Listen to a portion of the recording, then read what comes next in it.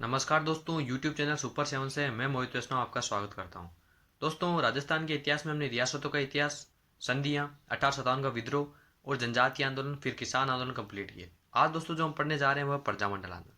दोस्तों जानेंगे कि प्रजामंडल आंदोलन क्या है, इसके अलावा कब कब प्रजामंडल बने। तो दोस्तों इससे पहले हम चलें तो हमने दो टॉपिक पढ़े थे, जैसे जनजातीय आंदोलन और किसान आंदोलन। दोस्तों प्रजामंडल जो आंदोलन है, इसमें प्रजा मंडल का मतलब क्या है। दोस्तों दो वर्डों से मिलकर बना है प्रजा और मंडल, यानी जनता का संगठन।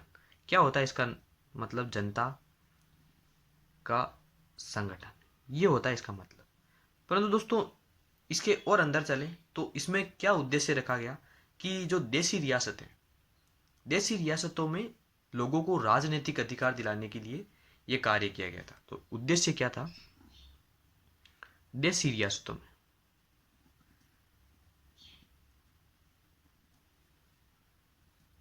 राजनीतिक अधिकार,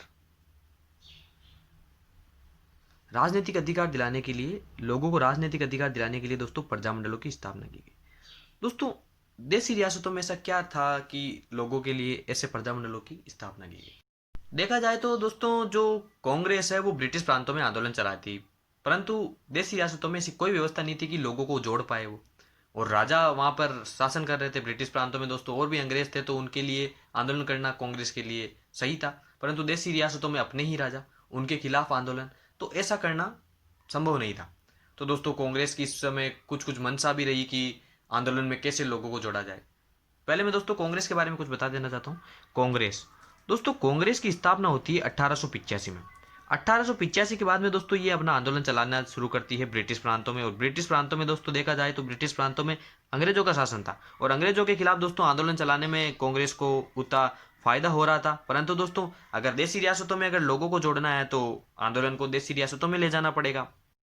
इसके लिए दोस्तों कांग्रेस के नेताओं में भी कई बार बात नहीं बन पाई कि देसी रियासतों में हमें आंदोलन को ले जाना चाहिए या नहीं ले जाना चाहिए। कुछ मानते थे कि अगर ले जाएंगे तो राजाओं से नाराज हो जाएंगे, और राजाओं का ही दोस्तों शासन था देसी रियासतों में, तो वो राजाओं का समर्थन नहीं खोना चाहते थे। और राजाओं राजाओं के द्वारा दोस्तों समर्थन अंग्रेजों को भी दिया जाता था और कांग्रेस को भी दिया जाता था। अब दोस्तों राजाओं का अगर वो समर्थन खोते हैं तो उनकी छवि खराब होती, इसलिए दोस्तों वो उसमें ले जाना नहीं चाहते। परंतु दोस्तों अगर जन भागीदारी सुनिश्चित करना होता है तो प्रजामंडल को स्थापना करना जरूरी था, लोगों को उससे जोड़ना जरूरी था, देसी रियासतों में आंदोलन करना जरूरी था। तो इसीलिए दोस्तों कभी बात नहीं बन पाई। और 1938 में आते आते सुभाष चंद्र बोस, 1938 में दोस्तों सुभाष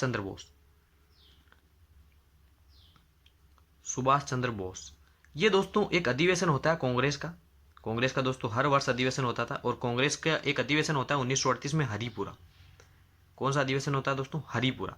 और हरिपुरा अधिवेशन में सुभाष चंद्र बोस अपनी अध्यक्षता में दोस्तों देसी रियासतों में प्रजामंडल की अनुमति दे देते हैं कि प्रजामंडल बनाए और वहां पर आंदोलन को चलाए। प्रजामंडल की अनुमति कब मिलती है दोस्तों, 1938 में। अब क्या हुआ दोस्तों, प्रजामंडल की अनुमति मिल गई और रियासतों में क्या, प्रजामंडल बनना शुरू हो गया।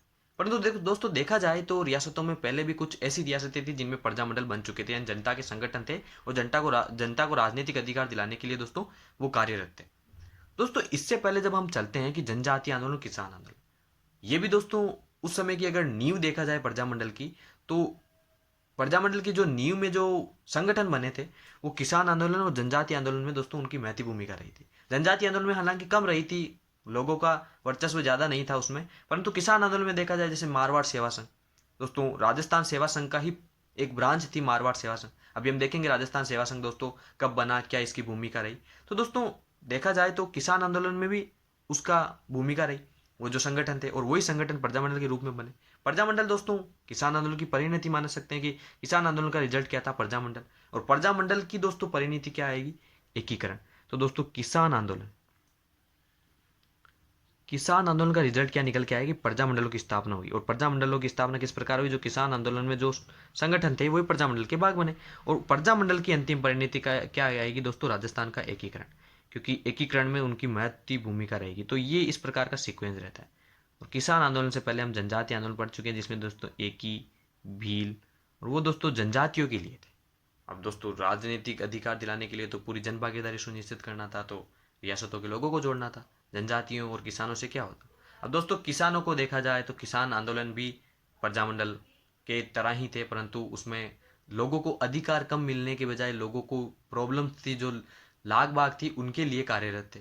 प्रजामंडल दोस्तों लोगों को राजनीतिक अधिकार दिला रहे थे। तो किसान आंदोलन क्या कर रहे थे, लोगों को, जो किसान थे उनको लाग बाग, बेगार, इनसे बचाने के लिए दोस्तों ये आंदोलन किए गए। जबकि प्रजामंडल में लोगों को क्या दिलाना है, राजनीतिक अधिकार। और दोस्तों देखा जाए तो एकीकरण में हम सम्मिलित हो जाते हैं और उसके बाद में हमें हमारे ऊपर सरकारें कार्य करने लगती है और हमें अधिकार दिए गए हैं संविधान के द्वारा, जिसमें दोस्तों हमारे मौलिक अधिकार हैं। उसके अलावा दोस्तों हमारे जो राजनीतिक अधिकार हैं, ऐसे कई अधिकार दिए गए हमें, जैसे मत देने का अधिकार, स्वतंत्रता का अधिकार, समानता का अधिकार, शोषण के विरुद्ध अधिकार। तो वो सारे दोस्तों इंडिया का जो पॉलिटी है उसके अंदर आ जाते हैं। दोस्तों प्रजामंडल का मतलब क्या हुआ कि लोगों को राजनीतिक अधिकार दिलाने।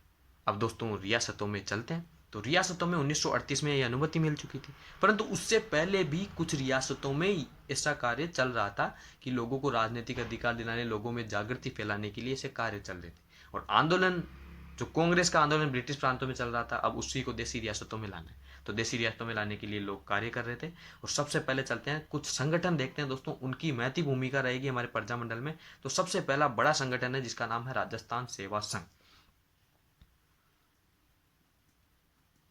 राजस्थान सेवा संघ दोस्तों कब बना? ये दोस्तों आरएसएस वो नहीं है, राष्ट्रीय स्वयंसेवक संघ, ये राजस्थान सेवा संघ है। 1919 में बना।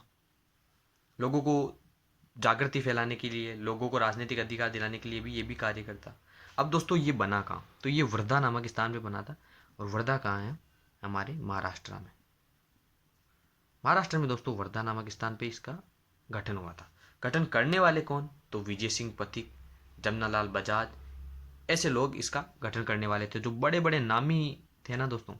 विजय सिंह पथिक को हम पढ़ के आते हैं दोस्तों, किसान आंदोलन में जो बिजोलिया किसान आंदोलन, उसमें सबसे बड़ा रोल हमारे हीरो हैं वो विजय सिंह पथिक है। तो उन्हीं का दोस्तों एक संगठन था जिसका नाम था राजस्थान सेवा संघ, विजय सिंह पथिक।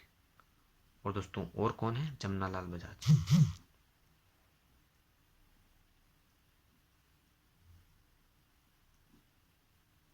ये दोस्तों संगठन बनाने वाले लोग हैं। दोस्तों इसी का एक अखबार निकलता था जो हम देख चुके हैं दोस्तों, राजस्थान केसरी। तो राजस्थान केसरी अखबार निकलता था राजस्थान सेवा संघ का। और दोस्तों हमने देखा था कि विजय सिंह पथिक और जमनालाल बजाज के मध्य कुछ विवाद हो जाते हैं और राजस्थान सेवा संघ का मुख्यालय अजमेर शिफ्ट कर दिया जाता है। तो अखबार कौन सा था? राजस्थान केसरी। और दोस्तों अगले ही वर्ष जब इनके मध्य विवाद हो जाता है, तो विवादों के कारण दोस्तों 1920 में जो हमारा राजस्थान सेवा संघ है उसका जो मुख्यालय है वो कहाँ शिफ्ट कर दिया जाता है? अजमेर में शिफ्ट कर दिया जाता है। और दोस्तों यहाँ से अखबार निकाले जाते हैं जिनका नाम है तरुण राजस्थान। ठीक है दोस्तों, ये हुआ हमारा राजस्थान सेवा संघ के बारे में। इनकी दोस्तों महती भूमिका रहेगी और इन्हीं की ब्रांचें हैं मारवाड़ सेवा संघ, हाड़ौती सेवा संघ, ऐसे दोस्तों कई सारे इनकी ब्रांचें मिलेगी। तो ये हुआ राजस्थान सेवा संघ। इसके बाद में चलते हैं दोस्तों एक और हमारा जो संगठन मिलता है उसके बारे में। दोस्तों अगला जो हमारा संगठन है उसका नाम है अखिल भारतीय देशी राज्य लोक परिषद।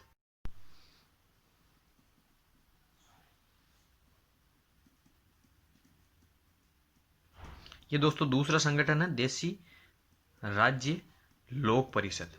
इसका दोस्तों उद्देश्य क्या था? तो दोस्तों जो इसका उद्देश्य है वो है ये कि देशी रियासतों में उत्तरदायी सरकार की स्थापना। और दोस्तों इसका निर्माण कब हुआ था? तो इसका निर्माण हुआ था 1927 में। 1927 में इसका निर्माण हुआ था। कब हुआ था? 1927 में। उद्देश्य इसका क्या है कि देशी रियासतों में उत्तरदायी सरकार की स्थापना करना। उद्देश्य क्या है? उत्तरदायी सरकार की स्थापना देशी राज्यों में, उत्तरदायी सरकार।